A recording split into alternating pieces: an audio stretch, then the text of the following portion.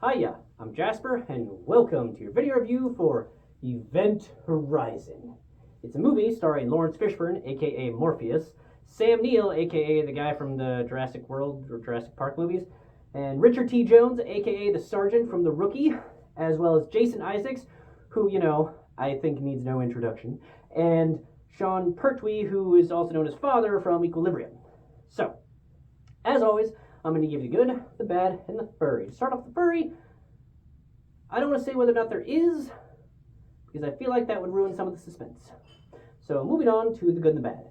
So this movie was made in 1997. So it's really funny to see like young Morpheus, young Jason Isaacs, young Richard T. Jones, young Father, just like all these dudes so much younger, and I can see why their careers have just been so amazing, because all of them just knocked it out of the park. There's a couple of other actors that are also good. I just haven't seen as many things, so whatever.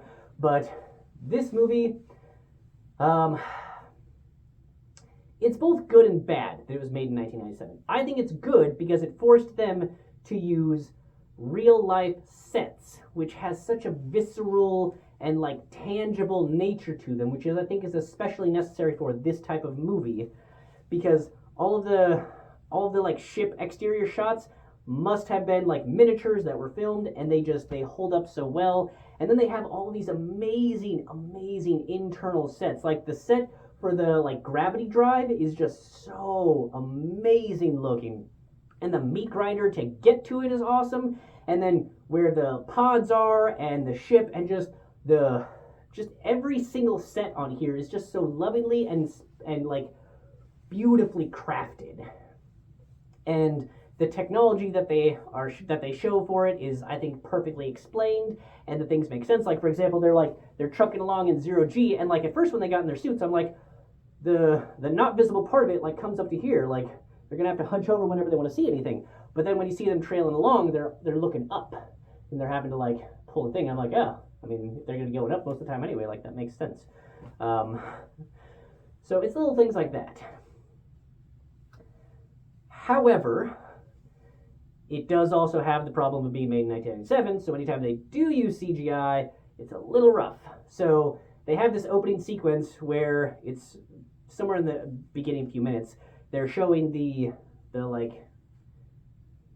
trail section, like the mid section, the tube of the Event Horizon or something, and it's showing that it doesn't have its gravity power on because it has like a cup and some liquid and a wrench and these other things that are just floating through space.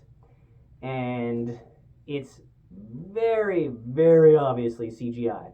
Like even if you could accept that that's how those things would be moving in space, which it doesn't look super bad in terms of physics of bumping into things and changing and whatnot. But oh man, just the reflectivity and the depth and all of that jazz, like none of that works. But it was also fine because I feel like it's such a small portion that anytime there's a 0G thing on, it's such a small portion versus all of the rest of the sets that I don't mind that essentially anything that happens in that little tube is a little janky. It doesn't ruin my overall enjoyment of it because all of the rest of the film has such tangible, physical, touchable things that it just works. And what this film is it's a horror film. It is a straight up horror film. If you don't get that in the first like 10 minutes of Sam Neill's character like waking up from whatever the hell that was happening to him, like that should clue you in as to the type of movie you're about to be in for. It's not super huge on the jump scares, so to speak, but it is a freaky movie, and it is all about the visuals in this movie. Like, I love the exterior shots, and I loved just everything that everyone does, and there is some body horror with this. Like, there is some, like, if you've ever seen Supernatural, when Dean goes to hell, and it just has the, like just fast, quick motion things of hell, so you don't really get to see of it, but you can kind of feel of it. This one, it's like they did that, but they held on to that for a little bit longer, and they let you see some shit that would not be allowed on network television of just like the horror. So, yeah, that shit is, yeah, there's some horror stuff to this, and I loved how they some horror movies, it just either jumps into it or takes too long or whatever else. Like, this had just the right amount of setup and like the slow descent into how things were going. Like, I don't want to ruin how things went or what causes things to go one way or the other or what happens with things. So I'm not going to get too much into that, but just know that it's a horror movie and they do a really good job of using just these beautiful sets and making you question things. And yeah, it's a really good horror time that all of these amazing actors did a fantastic job with. That, yeah, I would have loved to have just seen even more of this movie. It's that good.